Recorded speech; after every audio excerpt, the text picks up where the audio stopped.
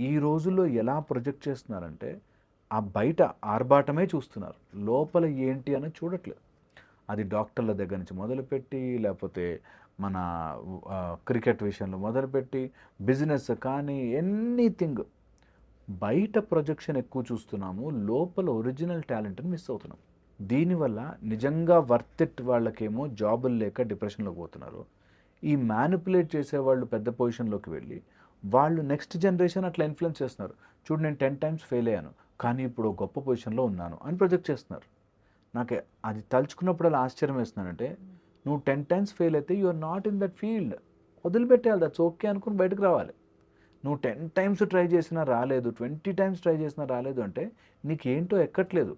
దాని తర్వాత నువ్వు ఇన్‌ఫ్లుయెన్స్ వల్లో, దేని వల్లో క్లిక్ అవుతున్నావంటే, you are just by fluke ఎళ్ళావు అక్కడికి. అంతే.